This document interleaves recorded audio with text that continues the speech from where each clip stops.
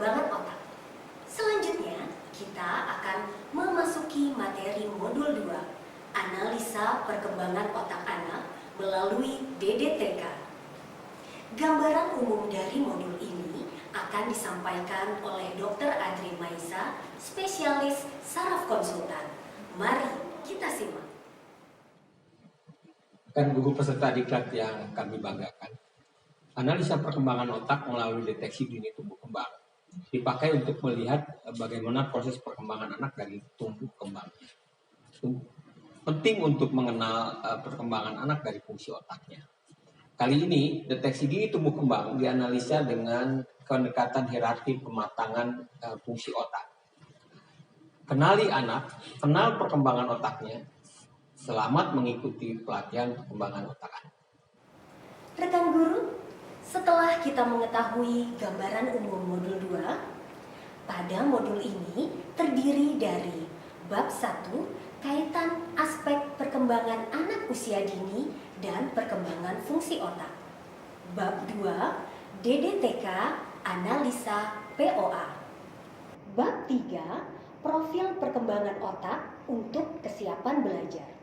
Selamat mengikuti Kenal Anak, Kenal Perkembangan Otaknya.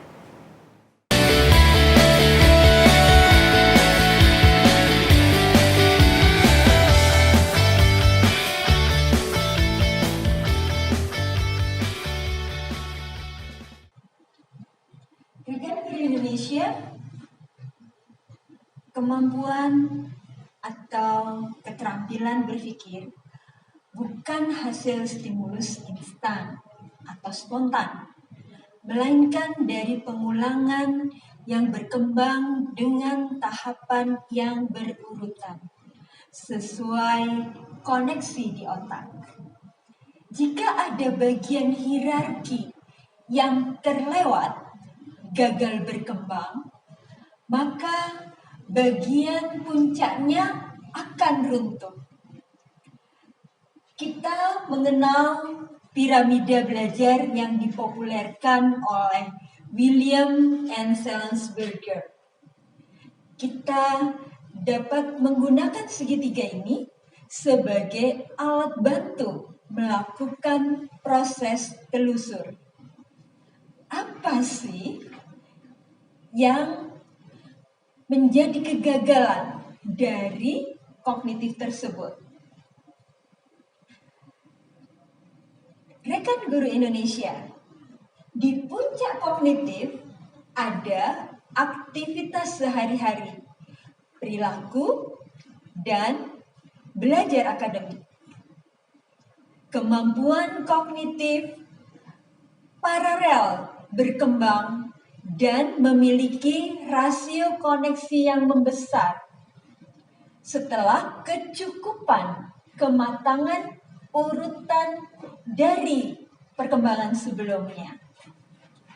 Awal koneksi sinaps yang terjadi untuk mencapai kematangan kerja otak diawali dengan sepenuhnya dominasi dari tugas filter serta proses sensori ke respon motorik.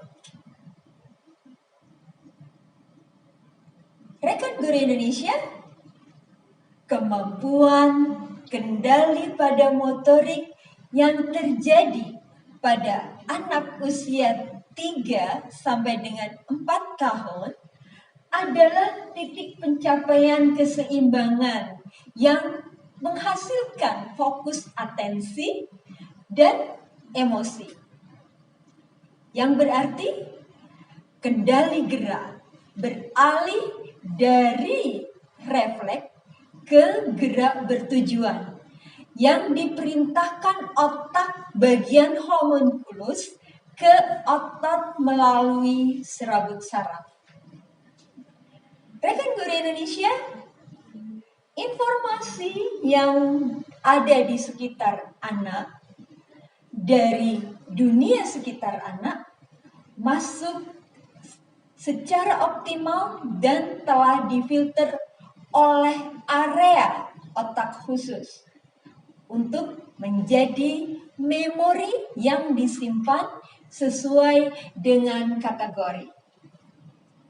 Kendali emosi dengan kemampuan tunggu sesuai dengan kombinasi kendali gerak dan kemampuan komunikasi. Rekan Guru Indonesia, kenal anak, kenal perkembangan otaknya.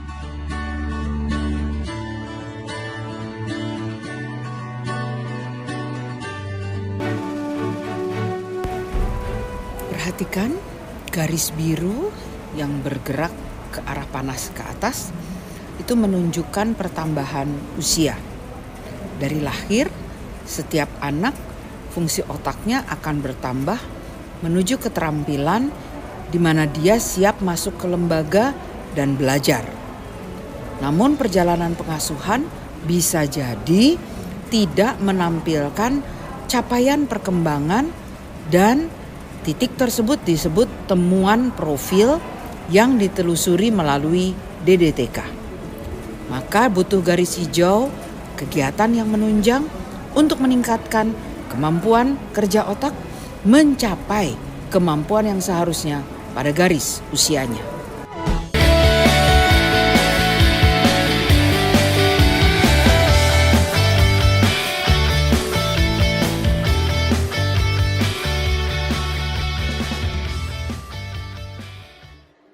Rekan guru peserta Diklat Teknis POA, kita sedang berada pada modul 2, analisa perkembangan otak anak melalui DDTK. Di topik sebelumnya, kita telah mempelajari keterkaitan perkembangan anak dengan perkembangan otaknya. Pada topik ini, kita akan membahas perihal deteksi dini tumbuh kembang dalam analisa perkembangan otak anak. Untuk mengenali perkembangan otak anak, kita perlu melakukan analisa kematangan kerja otaknya. Bagaimana caranya? Ada 2 cara yang dapat dilakukan untuk memahami kematangan kerja otak. Sistem penelusuran, pencatatan jalan mundur histori atau riwayat, itulah DDTK. Yang kedua, sistem observasi, pengamatan yang dilakukan saat kita memberikan umpan balik. Pada topik ini kita akan mempelajari 2 bagian. Bagian pertama kita akan mempelajari DDTK versi POA. Bagian kedua kita akan mempelajari cara mengisi DDTK versi POA. Kita mulai dengan bagian pertama, apa dan bagaimana DDTK versi POA. Panduan SDIDTK, Stimulasi Deteksi Dini Tumbuh Kembang Anak yang dikeluarkan oleh Kementerian Kesehatan adalah acuan yang digunakan untuk melakukan penelusuran perkembangan anak yang disesuaikan berdasarkan versi POA. DDTK dilakukan sebagai alat deteksi dini tumbuh kembang anak pada poin pertumbuhan dan perkembangan. Deteksi pertumbuhan untuk memeriksa status gizi apakah normal, kurang, atau buruk, makrosefali atau mikrosefali. Deteksi perkembangan untuk memeriksa apakah terdapat kelambatan perkembangan. Apakah ada gangguan daya lihat dan daya dengar, atau gangguan mental emosional, autism, hiperaktif, dan gangguan pemusatan perhatian. Untuk mendeteksi perkembangan otak anak, poin yang ada di daftar checklist DDTK diurutkan sesuai urutan kemunculannya pada proses perkembangan otak anak. Kuesioner DDTK analisa perkembangan otak anak dikembangkan dari formulir DDTK Kemenkes yang diurutkan dan diberi imbuhan untuk menemukan urutan atau hierarki pematangan kerja otak. Mari kita lanjutkan ke bagian kedua, mempelajari cara mengisi DDTK versi POA. Cara mengisi kuesioner DDTK dapat dilakukan luring maupun daring. Penilaian dikerjakan dengan menggunakan skala Likert dan kita akan ambil satu contoh, misalnya kemampuan merangkak yang umumnya muncul di usia 6-9 bulan. Pilih angka 0 sampai 3 jika ingatan keluarga terhadap kondisi yang ditanyakan dalam kuesioner tidak dialami anak. Jadi, pada contoh merangkak, jika anak tidak merangkak di usia 6 sampai 9 bulan, kita dapat pilih angka 0 sampai 3. Pilih dengan angka 4 sampai 6 jika ingatan terhadap kondisi yang ditanyakan dalam kuesioner tidak muncul terlalu kuat atau ragu-ragu. Maka dalam kondisi anak merangkak, jika tidak muncul terlalu kuat atau ragu-ragu di usia 6 sampai 9 bulan, kita dapat tuliskan angka 4 sampai 6. Pilih angka 7 sampai 9 jika ingatan terhadap kondisi yang ditanyakan dalam kuesioner dialami anak sesuai perkembangannya. Maka jika anak merangkak di usia 6 sampai 9 bulan, kita dapat pilih angka 7 sampai 9. Apakah cukup jelas? Mari nanti kita coba lakukan. Dengan mengenali perkembangan otak anak, kita dapat lebih mengenali, memahami, dan mengupayakan stimulasi yang dibutuhkan agar otak anak dapat berfungsi lebih optimal. Kenali anak, kenali perkembangan otaknya. Rekan guru sekalian, sebagian dari kita mungkin sudah mendengar aktivitas deteksi dini tumbuh kembang, bahkan mungkin sudah melakukan. Kita tentu mengingat bahwa dalam pelaksanaan deteksi dini tumbuh kembang, kita melakukan beberapa aktivitas, antara lain pengisian kuesioner pra-screening perkembangan, yang di dalamnya kita akan mengukur pertumbuhan anak, dan juga mengamati dan mengisi kuesioner perkembangan anak. Itu semua dilakukan oleh orang tua, mengisi kuesioner tersebut, dan juga dilakukan secara periodik. Pada pengisian deteksi dini tumbuh kembang analisa perkembangan otak anak, dilakukan melalui teknik pengisian kuesioner dengan memperhatikan kalimat aktivitas observasi. Lalu, kita akan memilih penilaian 0 sampai 9. Dengan demikian, kita akan melihat apakah setiap aktivitas observasi tersebut memang terjadi sering, jarang, atau tidak sama sekali. Demikianlah rekan guru sekalian.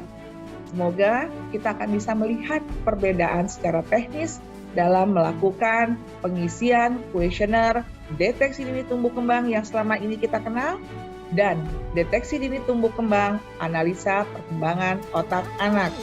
Demikian, semoga bermanfaat. Terima kasih.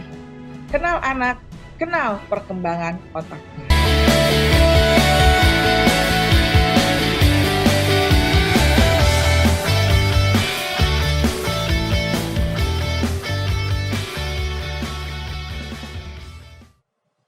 Rekan guru, sebagian dari rekan guru sudah mengenal deteksi dini tumbuh kembang yang di dalamnya berisikan penilaian tumbuh kembang yang meliputi kuesioner screening pra perkembangan atau KPSP, dan penilaian tersebut diterjemahkan dalam bentuk ya dan tidak.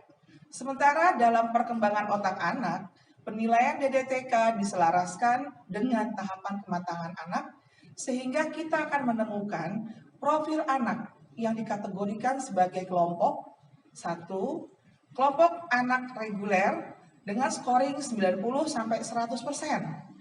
Yang diterjemahkan sebagai kelompok anak ini adalah anak-anak yang memiliki kesiapan belajar. Lalu kelompok anak dengan kategori terlambat. Kategori ini diterjemahkan sebagai kelompok anak yang berpotensi ada gangguan dalam atensi dan kesiapan belajar. Lalu kelompok yang ketiga itu adalah kelompok anak yang terhambat atau terhambat dengan scoring 50-74% sebagai kelompok anak yang membutuhkan program stimulus dukungan sehingga butuh diamati lebih lanjut. Terakhir adalah kategori rujukan dengan skor 0-49% di mana pada kelompok ini anak-anak memiliki kendala dalam pengasuhan dan perkembangan anak. Hal ini penting dipahami oleh rekan guru sekalian agar sejalan dengan terbentuknya profil pelajar Pancasila secara dini. Maka itu, kenal anak, kenal perkembangan otaknya.